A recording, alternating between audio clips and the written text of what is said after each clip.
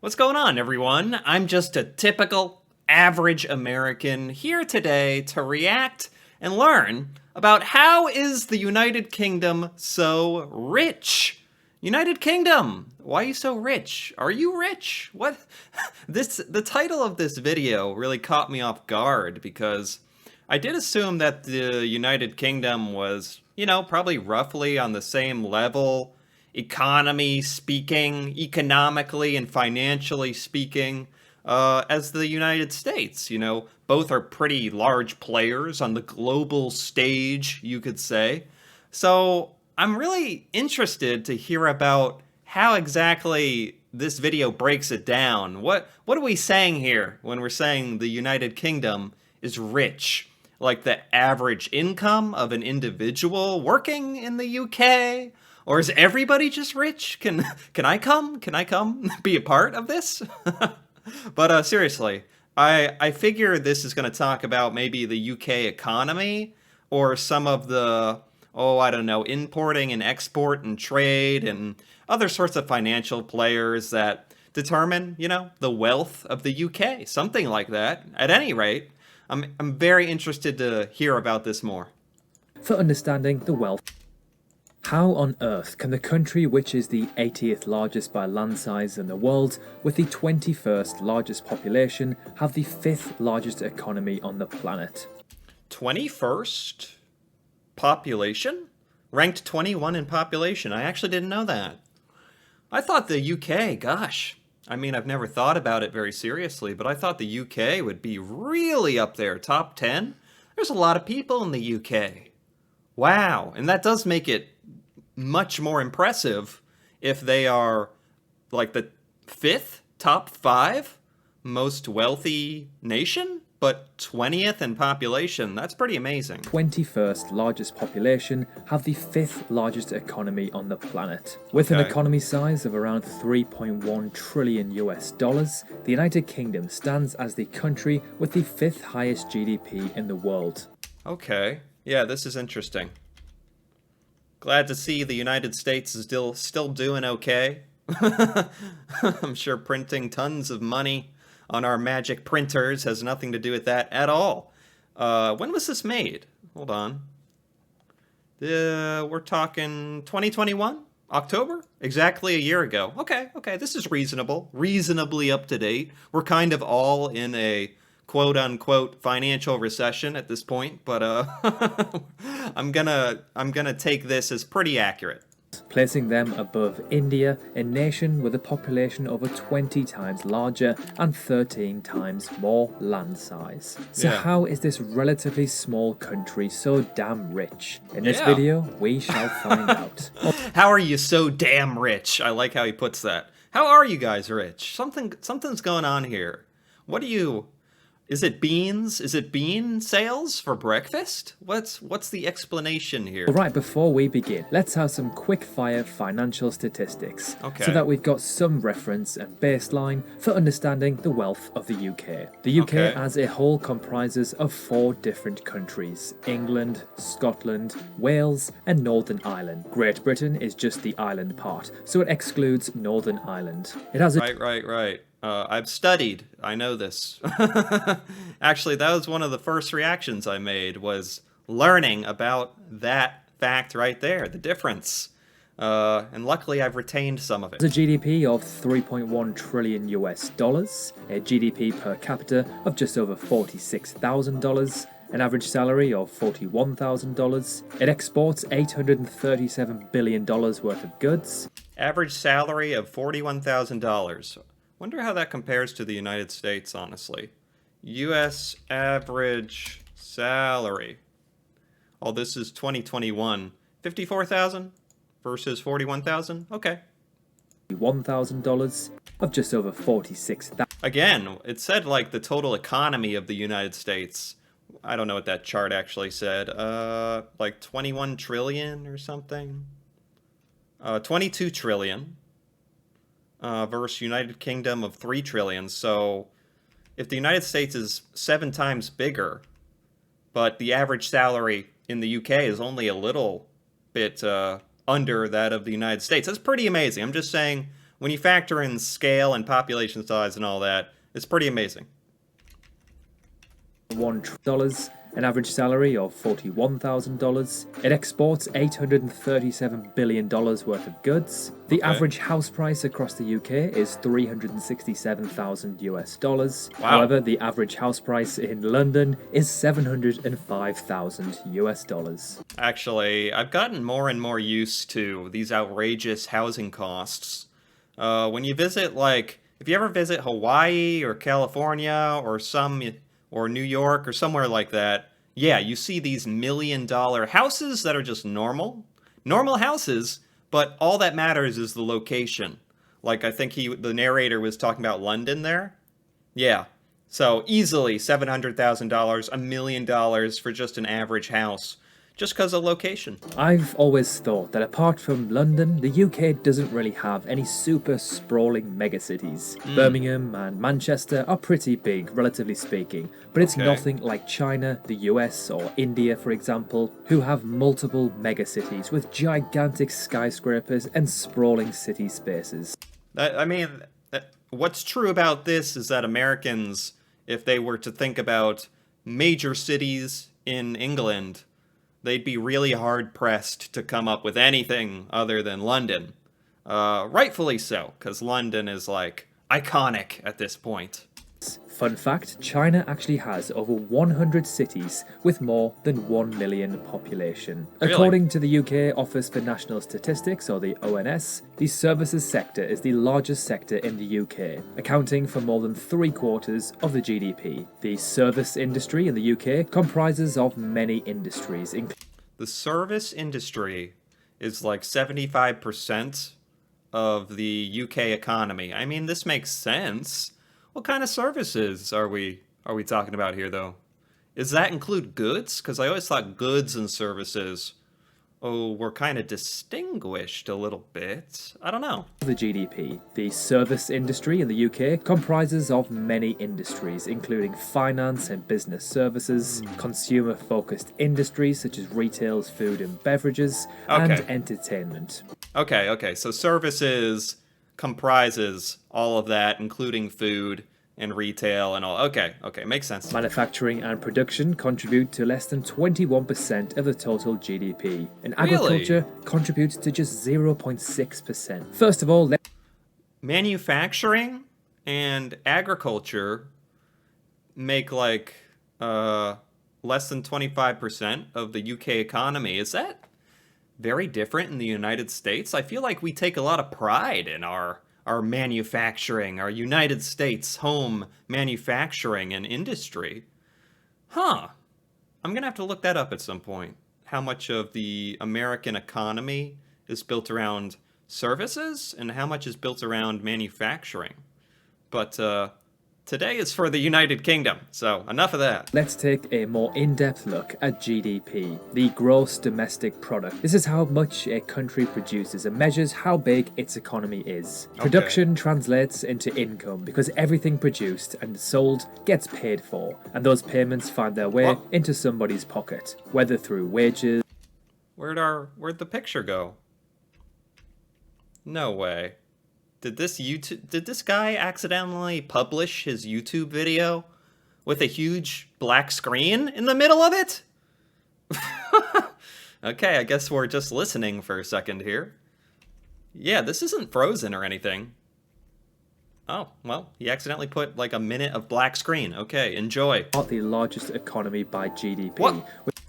Oh, I skipped it all. Maybe that's for the best. No, I gotta hear it. Into somebody's pocket, whether through wages, rents, returns on stocks, or pensions. The USA is by far the largest economy by GDP, with over 20 trillion US dollars, nearly a quarter of the global production. This gives it a huge clout in international relations.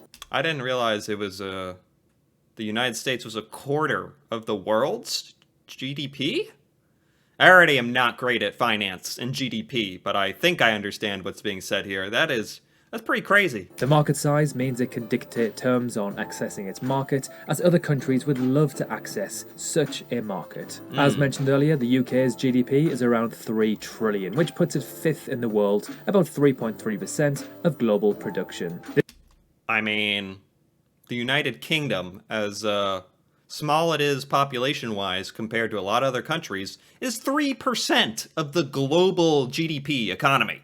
That's amazing. This makes the UK a very important global economy. On GDP, China is the second largest, with around 13 trillion and rising, putting it at around 15 or 16% of the world's production. Next, GDP per capita. This shows roughly how rich a country's citizens are by dividing GDP by population. It shows how... Oh, wow. I bet this is fantastic for the United Kingdom. Because, the United States may have an enormous GDP, but when you divide it by our enormous population, then you don't get an amazing GDP per capita, if I'm understanding correctly. But the UK, with a smaller population, yet doing fantastic financially, has an amazing, like, wealth per person ratio. Okay. A country's citizens are by dividing GDP by population. It shows how much each person gets if wealth was shared equally, which of course does not happen. But it's wealth was shared equally. Ha! No, it is not. Sadly. Still a useful measure. So while GDP shows how large an economy is, GDP per capita shows how rich it is. On this measure, the UK is around 22nd in the world, with around 43,000 US dollars. Well below the likes of Monaco and Luxembourg, but still... Oh, okay. There's some countries in the world that are just, like, off the charts. They don't even have to be that huge of a global player, financially. But if they're just big, and then they have a tiny population, it just shoots them to the top of this list. I think this is not reflecting how, like, amazingly well the UK does in terms of this statistic, wealth per person, on average.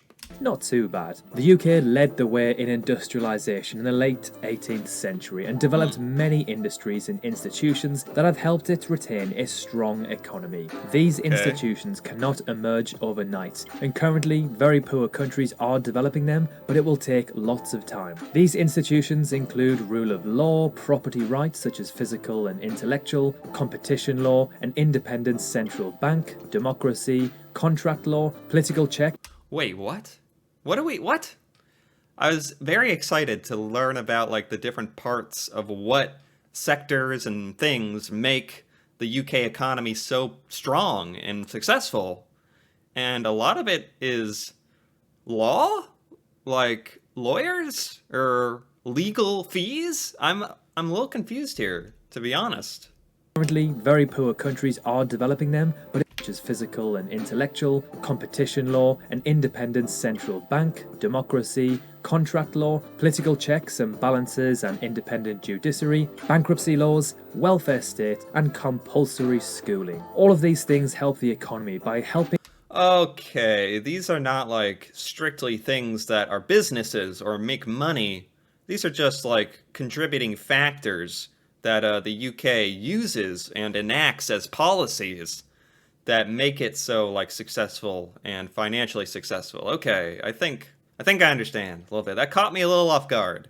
I thought the UK was, like, the lawyer state now. The lawyer country that just...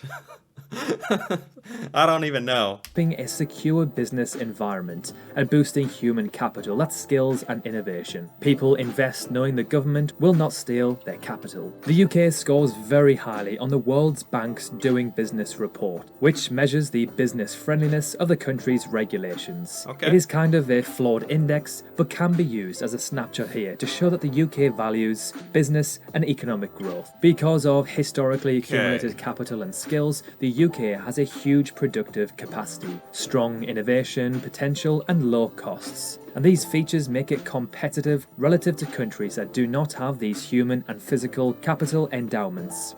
So basically the UK has been pioneering and pushing forward industry, manufacturing, progress, technology, like, dating back hundreds of years. So they have, like, a good leg up on things, a head start, and they've pushed that, and they've pushed that advantage into the modern day to still be, like, a global leader in technology and progress and all sorts of things, to be really rich, which, you know, Cool.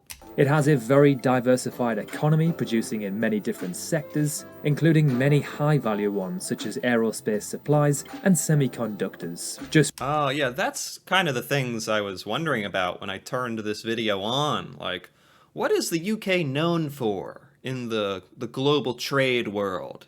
Semiconductors? Really? And airplanes? That's the kind of stuff that's real interesting to me.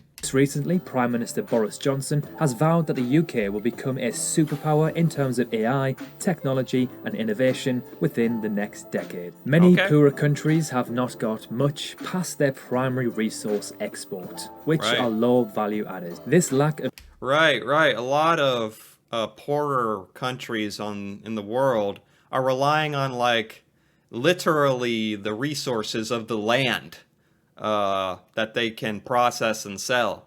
Whereas, well, you heard it yourself, the UK is going to take over our minds and brains and computers with being pioneers in AI in the next decade, maybe, which is pretty smart to be that forward-looking. Of diversity also makes their economies vulnerable to global price dynamics, as primary commodities tend to have volatile prices. The UK and other rich economies with diverse productive bases can absorb price shocks in any sector. If the price of cars were to suddenly fall, then the UK is still producing aeroplanes and semiconductors, so it can afford to take the hit. But if the likes of oil falls, then places like Saudi Arabia will be hit extremely hard. Yeah, it's like the rich get richer kind of thing. The winner takes all. If you're a really successful country, you're diversified in what you trade and sell and manufacture. And if you're not very successful, you're going to do worse. You're going to have an even tougher time because maybe that one thing you make, like if you only make pillows, if you only sell pillows and everyone starts saying, hey, pillows are worthless, then you are really in a bad spot. And may not recover. Also, because of historically developed institutions, the UK has relatively stable monetary policies, which are good for business confidence, investment, and international trade. The UK has a leading position in economic affairs to the UN Security Council, OECD, IMF, World Bank, and its role in giving aid, all of which allow it to defend its interests abroad. Wow, this is a lot more dense than I thought. This is really packed. This is getting in the weeds with the finance and economy talk and analysis. I like that. I don't mind it. But it is way more in-depth than I ever imagined. Though this is not the only purpose that the UK is involved in these institutions. Also, having a large global market, remember it is the 5th largest in the world, allows the UK some scope to dictate terms to access its market for foreign exports. Right. The UK has a... Right. Like he was talking about with the United States. If you're a big player in the globe, you get to set the terms. So the UK gets to take advantage of that. Again, if you're a successful country, you kind of just become even more successful by definition. It's easier when you're on top to do better, to press even more of an advantage. Strong financial centre, partly due to the language. English is, of course, the international business language. Right. Its location at 0-degree longitude can capture the trading hours of both New York and Tokyo, thus the span of the global finance industry, its proximity to EU, a huge trading bloc, and having historical core competence in finance. Wow, I never even thought about the UK in terms of where it's located physically on the globe is advantageous for its time zones and proximity to Europe in trade. That is a really good point that I never thought about. Huh. Historically, the UK benefited from imperialism, looting its colonies and imposing unequal trade treaties on weaker countries in order to take advantage of them and capture most of the benefits of their trade. Look at the East India Company, for example. The rich countries, it could be argued, still take advantage of poorer ones through inciting if poor countries want aid. They do not set protective tariffs that the rich countries themselves use during their own development to nurture industrial development. They impose on poor countries a development model that they did not themselves use and which has many flawed problems. Free market, open borders to capital, and no policies. In short, allowing the advanced Western firms to come in and capture the market. Yeah, you have all these super established mega corporations that had free reign and opportunity when they were being created, but now that opportunity doesn't really exist, and the markets are all really saturated with huge mega players like Chase, like a bank. Makes it tough for any competitors to succeed. So yes, the UK is still rich, and it is likely to continue to be relatively rich for the near future, because so many of its advantages are due to historical legacy that give the UK huge development advantages and global power and influence. But the UK is not perfect, it does have problems. As stated earlier, per capita measures ignores wealth distribution. The UK has pretty high inequality for a rich country. Figures from Parliament show it is as high as the 1960s and 70s as it is now. I mean, that's got to be the same exact problem as the United States, or possibly the United States is much worse. The poorest people in the US are so poor, barely scraping by, living paycheck to paycheck. And then the richest people in the US are some of the most successful people on the planet. So they, the amount of wealth they have is so outrageous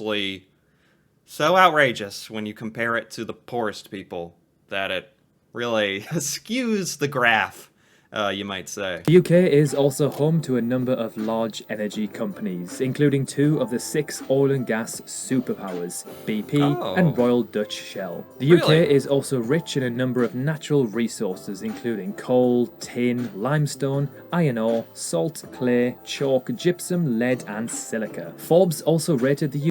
Okay, this is more of the stuff I was thinking about. When I thought this video was going to teach me about why the UK is so rich, I was like, oh, it must be because they sell salt or something, you know? There's a simple explanation for this. No, it's like really complicated and a huge variety of factors and services, but you still, from time to time, the UK has time to sell their oil and rocks.